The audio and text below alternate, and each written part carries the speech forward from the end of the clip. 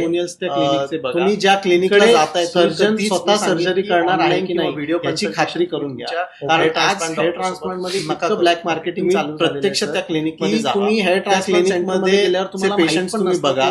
समोरचा after video technician आहे, doctor आहे, ज्या क्लिनिकला जाताय अजून काहीच मी सांगेन ऑनलाईन किंवा व्हिडिओ कन्सल्टेशन ह्या सगळ्या ज्या गोष्टी आहेत मी स्वतः सांगेन त्या तुम्ही क्लिनिकचा जो हायजीन आहे त्या क्लिनिक मध्ये आपल्याला गेल्यावर पेशंट तुम्ही बघा. Normal restaurant video testing restaurant तुम्ही तर ज्या तो फरक क्लिनिकला आपल्याला जाताय जसा लगेच कधीच मी कळतो, सांगेन की तुम्ही online 4 ते किंवा 5 व्हिडिओ clinics फिरा कन्सल्टेशन आणि तो फरक हेअर hygiene ट्रान्सप्लांट डॉक्टर खूप इम्पॉर्टंट आहे. स्टरलायझेशन प्रत्यक्ष त्या क्लिनिक मध्ये जावा.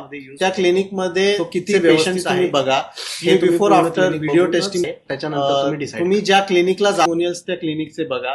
तिकडे सर्जन स्वतः सर्जरी करणार आहे की नाही याची खात्री करून घ्या. कारण आज हेअर ट्रान्सप्लांट मध्ये इतकं ब्लॅक मार्केटिंग चालू झालेलं आहे सर की तुम्ही हेअर ट्रान्सप्लांट सेंटर मध्ये गेल्यावर तुम्हाला माहित पण नसतं तो समोरचा बसणारा माणूस टेक्निशियन आहे, डॉक्टर आहे का त्याचं अजून काही दुसरं क्वालिफिकेशन.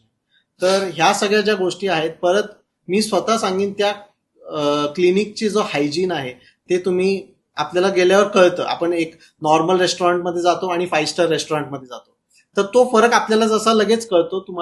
तुम्ही 4 ते 5 क्लिनिक्स फिरा आणि तो फरक हायजीन खूप इम्पॉर्टंट आहे. स्टरलायझेशन प्रोटोकॉल जो आपण ऑपरेशन थिएटरमध्ये यूज करतो तो किती व्यवस्थित आहे हे तुम्ही पूर्ण क्लिनिक बघूनच त्याच्यानंतर तुम्ही डिसाईड करा.